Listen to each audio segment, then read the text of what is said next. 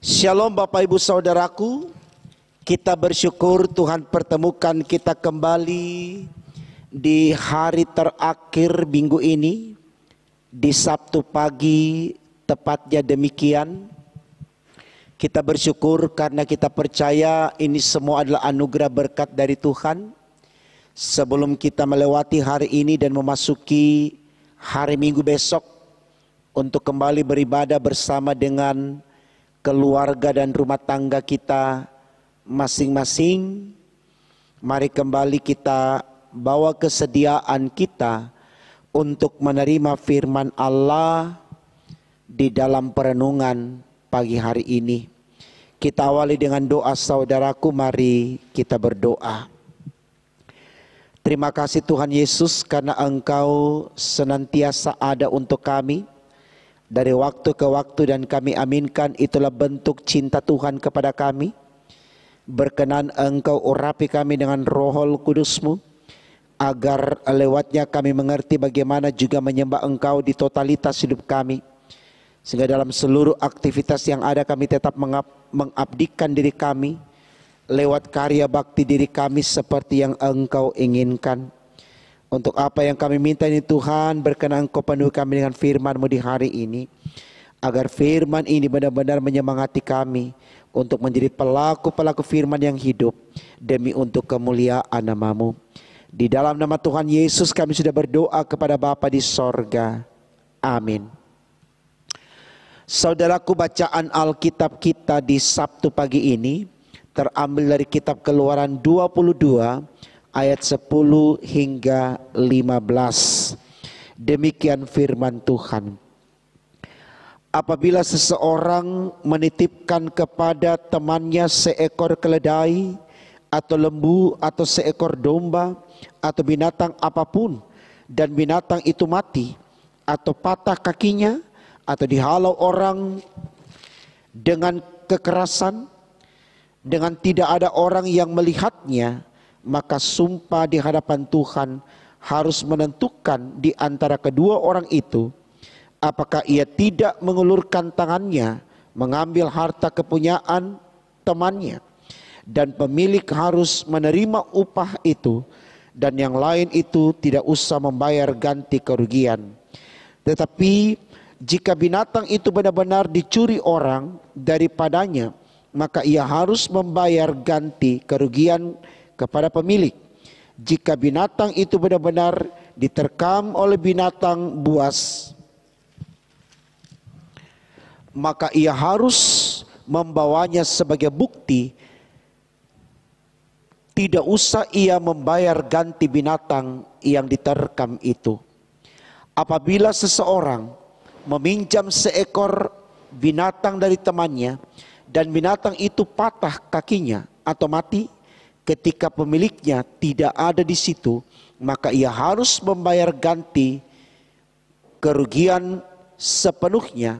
Tetapi jika pemiliknya ada di situ, maka tidak usahlah ia membayar ganti kerugian. Jika binatang itu disewa, maka kerugian itu telah termasuk dalam sewa. Saudaraku, tema renungan kita di pagi ini dituliskan demikian dalam Sabda Bina Umat: menjaga kepercayaan yang diberikan. Menjaga kepercayaan yang diberikan.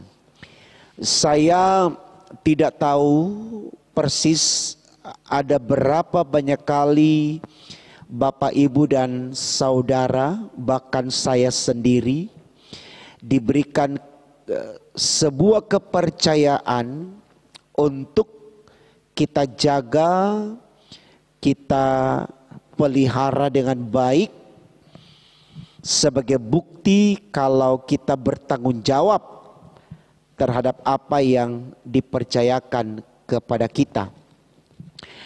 Yang saya sangat yakin saudaraku, itu pernah terjadi pada kita. Artinya pernah di kehidupan ini ada orang yang mempercayakan sesuatu kepada kita untuk kita jaga, bukan untuk kita abaikan, bukan untuk kita campakkan dan seterusnya. Nah, saudaraku, biasanya orang memberikan kepercayaan kepada kita karena orang itu tahu kita mampu untuk menjaganya. Nah, di konteks ini ternyata saudaraku, tidak sedikit kemudian juga orang, walaupun dia tahu dia mampu untuk menjaga, menghargai apa yang dipercayakan kepadanya, tapi kemudian dia melanggarnya. Saya tidak tahu kita pernah melakukan itu beberapa kali, tapi pasti itu pernah terjadi pada kita. Dan kita tahu ketika kita melanggar kepercayaan itu atau kita tidak menghargai kepercayaan itu, ada sanksi yang diberikan kepada kita. Khotbah kita dari Senin sampai Sabtu ini berbicara tentang sanksi, tentang penghukuman. Kenapa saudaraku? Karena begitu banyak orang yang tidak menghargai hidup ini, cenderung berpikir tentang dirinya saja. Kalau kita kembali kepada persoalan yang diuraikan di awal khotbah tadi, ketika orang itu sadar betul dia mampu menjaga kepercayaan yang diberikan kepadanya, tapi ternyata ada banyak orang yang melalaikan itu, artinya tidak bisa menjaga kepercayaan itu, dan upahnya adalah hukuman. Saya pikir ini baik untuk kita renungkan supaya kita mulai belajar mendewasakan diri kita untuk bertanggung jawab dengan apa yang dipercayakan kepada kita. Mulai dari perkara-perkara kecil, karena firman Tuhan sudah katakan, bagaimana mungkin saya bisa percayakan kepada engkau hal yang besar, kalau hal yang kecil saja engkau tidak bisa pelihara, engkau tidak bisa hargai.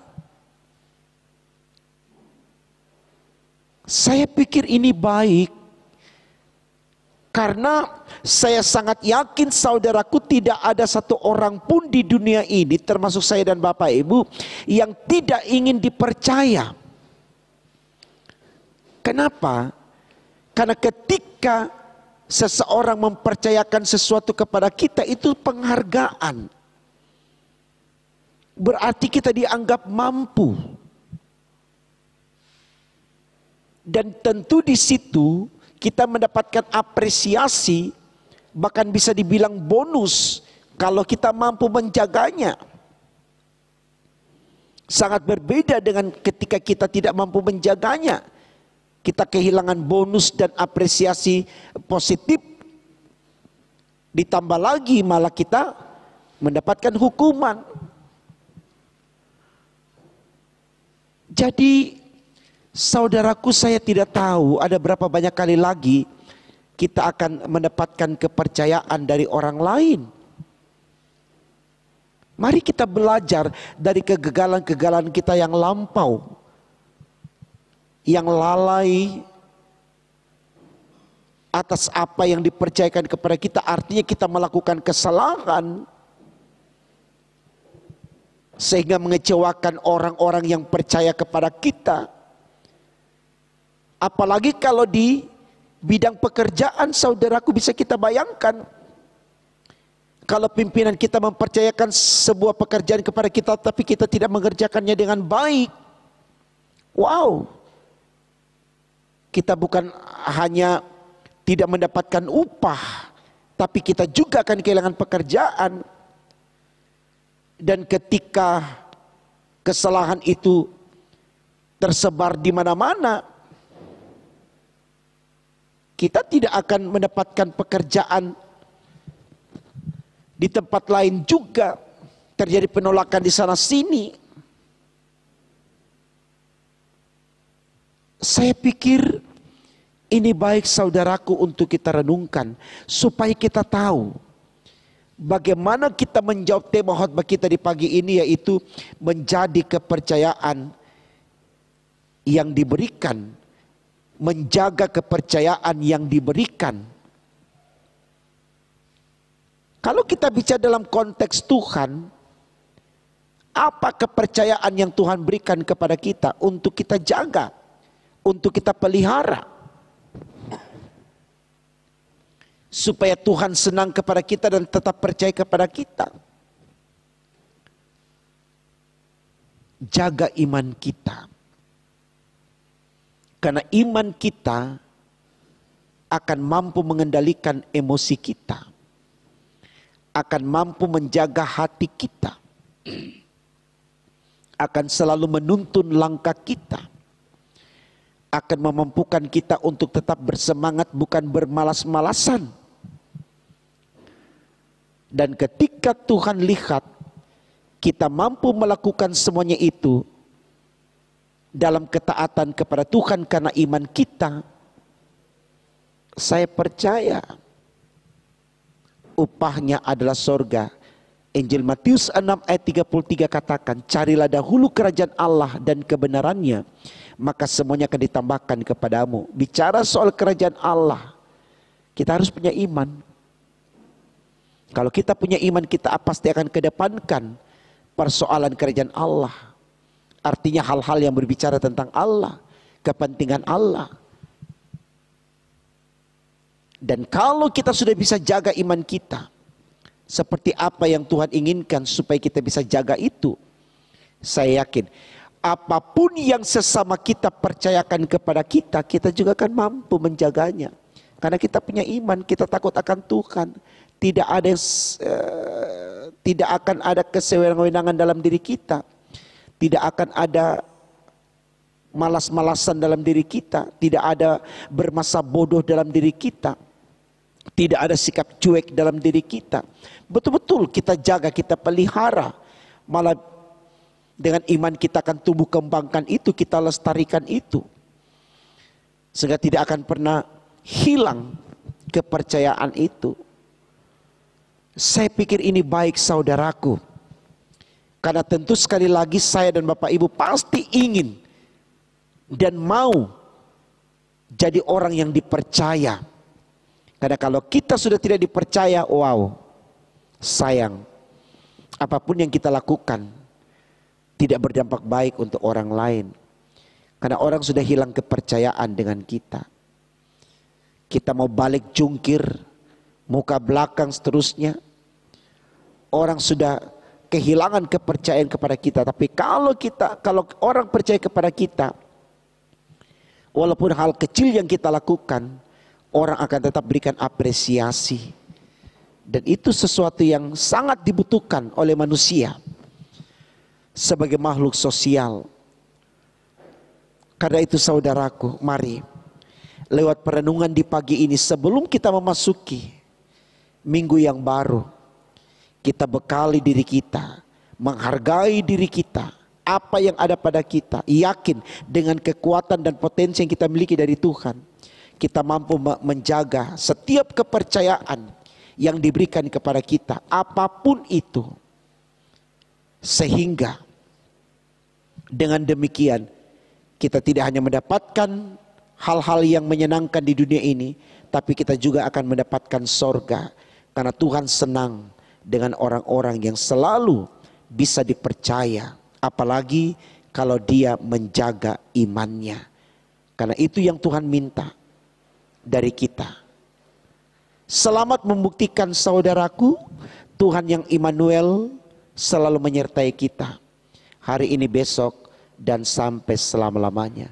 Tuhan memberkati firman-Nya. Amin. Mari kita berdoa.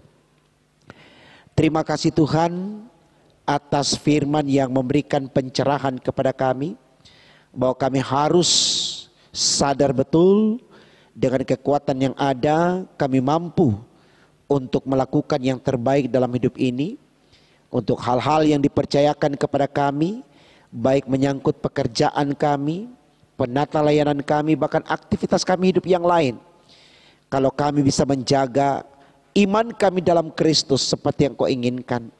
Karena iman di dalam Kristus sebagai penuntun, penyegar, penyemangat bagi kami untuk bagaimana memaknai kehidupan seperti yang Tuhan inginkan.